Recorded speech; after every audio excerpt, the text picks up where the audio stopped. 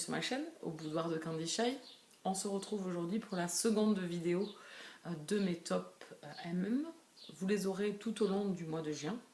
Je vous ai posté la vidéo, on va dire, introduction mi-mai, je crois. Et du coup, j'ai attendu pour vous poster cette seconde vidéo où j'ai expliqué dans la première pourquoi je faisais plusieurs vidéos, parce qu'il y a plusieurs genres et que je ne me voyais pas mélanger certaines lectures et d'autres. Donc là, on va faire la seconde vidéo. Je ne vais pas faire un récap de ce que j'ai dit dans la première vidéo. Je vous mettrai le lien juste en haut si vous voulez aller l'écouter, où je parle plus de la romance LGBT en général. Pas que le MM, mais la romance LGBT en général, de pourquoi j'en lis et voilà, qu'est-ce que j'aime dans la romance. Je vous ferai une proposition également d'un roman MM, mais plus young adulte, et également de 2 romances femmes-femmes. Donc n'hésitez pas à aller regarder tout ça. En attendant, nous, on va faire la présentation ici du top 5 de romances contemporaines en one-shot. Alors, j'ai fait une sélection, ça n'a pas été évident, parce qu'au départ, je n'avais pas assez de matière à faire des vidéos pour vous faire mes top MM, mais maintenant j'en ai trop et que du coup, c'était un peu compliqué de choisir que 5 livres. Alors, c'est une vidéo qui pourra évoluer. C'est des vidéos que je pourrais peut-être refaire dans quelques années pour vous présenter un petit peu mes différents tops MM durant toutes ces années de lecture, à moins que je change d'envie littéraire et que c'est un genre que je lirai moins, je sais pas. Voilà, ce sera apporté au gré de mes envies. Donc ici, on est dans des one-shots, c'est-à-dire qu'il n'y a pas de suite, que c'est des romans qui se suffisent eux-mêmes. Vous avez un début, un milieu, une fin, qu'elle soit ouverte ou non, mais vous avez une fin sur chaque roman. C'est des romans assez divers et variés, je trouve. C'est des romans qui m'ont marqué. Là, quand je dis top, c'est ce genre de roman que je serais capable de relire tellement que j'ai aimé. Voilà. Donc, le tout premier, c'est Abyss de Lily Haim, qui pour moi fait partie de mon top 3 des lectures de cet auteur. Abyss, c'est une rencontre de 2 hommes que tout oppose. C'est très sombre, c'est très compliqué. Même si tous les Lily Haim sont compliqués, puisqu'elles trouvent toujours des thématiques très porteuses et des sujets assez forts pour ces personnages. Ici, là, nos personnages ne sont pas épargnés. La couverture est sublime, l'histoire est magnifique. J'ai vraiment été transportée par cette histoire, par ce ressenti que j'ai eu pour ces 2 personnages, pour cet amour qu'ils se portent, au-delà des préjugés, au-delà des convenances, de ce qu'on attend des gens, voilà, il n'y a pas de barrière pour eux. Et Caleb, en fait, va tout faire pour aider Raphaël. Voilà, je me rappelle plus. Raphaël, voilà, pour moi, il fait partie des top 3 de Lily Haim, vraiment. Celui-là, il m'a marqué. Et je pense que c'est un roman que je relirai parce que j'ai oublié des choses et que j'aimerais bien retourner avec ces personnages parce que vraiment, ils m'ont beaucoup plu. Donc celui-là, je vous le conseille fortement.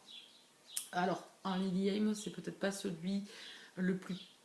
Alors, le mot passe-partout n'est pas peut-être le mot le plus approprié pour cataloguer ce que j'ai envie de vous dire ou de vous expliquer ce que j'ai envie de vous dire, mais c'est pas le plus simple les Lily Haim. Voilà. Je pense que vous pouvez commencer par un Wild Heart si vous voulez commencer par un Lily Haim. Je vous ferai peut-être une vidéo spéciale Lily Haim où je vous présenterai, dites-moi en commentaire si ça vous tente, où je vous parlerai de moi les romans que j'ai lus d'elle et qu'est-ce que j'en pense et qu'est-ce que je pense qui est le plus simple pour commencer. Enfin voilà, je vais essayer de vous les répertorier. Ça sera plus judicieux, je pense, de vous faire une vidéo spéciale Lily Haim. Voilà, j'y pense là en vous parlant de ce roman-là. Mais en tout cas, moi, ça a été un kiff total. Ensuite, pareil, Nuances de gris de Brooke McKinley, qui m'avait été conseillé par une copinote voilà, au salon du livre. Et du coup, je me le suis acheté lors du salon du livre. Et j'ai adoré. C'est sur un jeune voyou, enfin jeune, non, un trentenaire quand même, donc il est plus si jeune que ça, un voyou et un agent du FBI. Voilà. Et c'est sur le coming out, et vraiment... et alors, je ne peux pas vous le proposer là, puisqu'on parle de one shot, donc je ne peux pas vous le proposer, mais les Rochelle Gab, auteure française, avec la saga Walsh et Lockwood. Je vous conseille, c'est dans la même veine, c'est un peu le même style d'histoire, même si elles sont vraiment totalement différenciables, il n'y a pas de problème. Mais en tout cas, moi, Nuance de gris, j'ai totalement adoré. J'ai vraiment gobé. J'ai adoré l'histoire qu'on m'a racontée. J'ai adoré cet agent du FBI qui plonge dans cette enquête et qui se fait bouffer. Voilà, si je peux le résumer comme ça, mais en tout cas, ça c'est un gros coup de cœur. Tous ces romans-là, de toute façon, vous pouvez les retrouver dans mes coups de cœur ou mes tops. Peut-être pas celui que je vous présentais là, mais en tout cas dans des excellentes lectures, ça c'est sûr, et dans mes tops, tous les autres, oui. Ensuite, Broken de Nicolas Brisé. Oui, enfin en anglais c'était Broken. Brisé de Nicolas Haken, que j'avais beaucoup aimé. Alors j'avais adoré cette lecture, cette souffrance du personnage, d'un des deux personnages masculins, et cette abnégation et cette passion qu'a le second pour l'épauler, et voilà, pour l'épauler et pour essayer d'être là pour lui. Vraiment, c'était une magnifique histoire. Et j'ai lu l'autre roman de Nicolas Haken qui est sorti également aux éditions Mix Bookmark, à fleur de peau. Je vous le conseille aussi. Voilà. Je ne l'ai pas en papier, mais je l'ai lu en e-book. Et les deux. Voilà. Donc je les mets à l'égalité, tous les deux, même si je triche un petit peu, effectivement. Mais en tout cas, Nicolas Haken est une auteure que maintenant je suivrai les yeux fermés.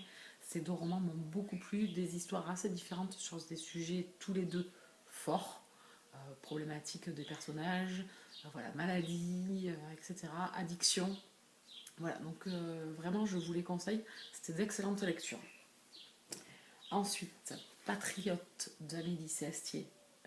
Voilà, celui-là, c'était obligé qu'il y soit dans les one-shots. J'ai eu un gros coup de cœur pour ce roman.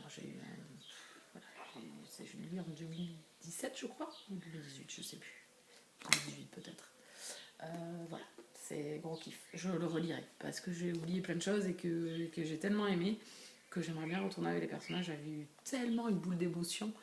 Ces deux militaires, donc voilà. Déjà, on est en Afghanistan, on va voir le sujet de la guerre qui est quand même un sujet assez fort. Voilà. Donc on va avoir ces soldats aussi qui font tout pour leur pays, mais qui y laissent des plumes aussi. Et donc ça, c'est Patriote. Et Amélie nous a raconté une histoire magnifique, avec sa plume bien entendu, qui est pleine d'émotions et qui est très recherchée sur l'univers, ou sur le sujet qu'elle va nous traiter. Et moi, c'est ce que j'aime avec cet auteur. Et donc Patriote fait partie de mes gros coups de cœur en one-shot elle-même. Voilà, c'est obligé qu'il y soit, je ne peux que vous le conseiller. Moi, l'univers militaire, ça marche bien en plus, et même encore plus. Donc voilà, parce que bon, l'armée est quand même des emplois, on va dire, qui est un peu le plus homophobe au monde, quoi. Voilà, donc les milieux sportifs, voilà, il y a des milieux aussi où malheureusement l'acceptation LGBT n'est pas la plus facilement comprise et la plus facilement acceptée. Même s'il y a peut-être de l'évolution, certes et bien heureusement, hein, et j'espère qu'il y en aura encore, mais en tout cas, voilà, problématique voilà, pour ces personnes homosexuelles de s'aimer.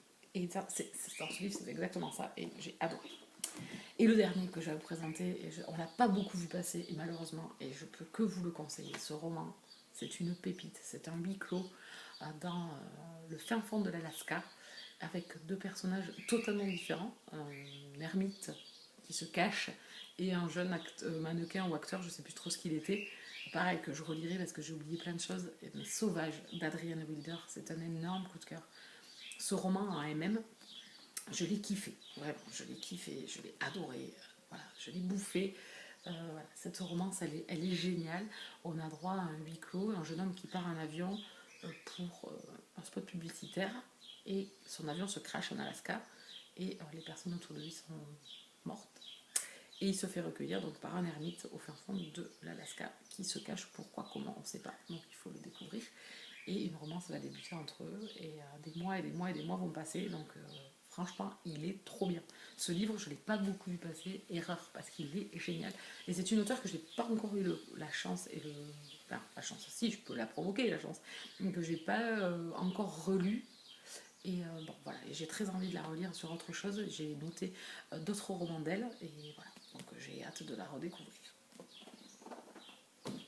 Voilà les tops 5, avec un qui est ex aequo avec le même auteur, en fait. voilà, que je vous conseille fortement. J'ai surkiffé ces romans, vraiment. Vraiment, vraiment, ils font partie de mes tops. C'est-à-dire que je ne m'en séparerai pas. Mon Adrian Wilder, je l'avais acheté en occasion, même il a une tache là, mais je m'en fous. Voilà, il est top. Donc c'est ces romans-là, comment vous dire, qu'il ne faut pas passer à côté. Voilà, il faut les lire. Et surtout, si vous les lisez, venez en discuter avec moi. Parce que voilà, moi je les ai trop kiffés. Voilà, c'est des pépites. C'est pépites. Voilà, donc j'espère vous avoir donné envie. Tout le mois de juin, comme je vous disais, vous aurez d'autres vidéos sur d'autres genres. La prochaine fois, il y aura peut-être les sagas, il y a les romances historiques et les fantaisies en MM. Voilà, donc ça c'était les one-shot romances contemporaines, parce que ce mois de juin c'est le mois des fiertés et que voilà, ça sera un petit peu le fil conducteur de la chaîne pendant tout le mois de juin. Je vous laisse là, n'hésitez pas à vous abonner sur la chaîne et à cliquer sur les pouces vers le haut, hein, à cliquer également sur la cloche pour être prévenu de mes parutions. Est-ce que vous avez d'autres one-shots à me proposer en AMM que j'aurais peut-être pas lu, ou alors que j'ai peut-être lu et vous voulez venir papoter, n'hésitez pas, vous pouvez me retrouver sur les réseaux sociaux, il n'y a pas de souci. En attendant, je vous laisse là, je vous souhaite de bonnes lectures, quelle qu'elle soit, de quel genre, quel genre qu'elle soit, c'est pas très français, de n'importe quel genre.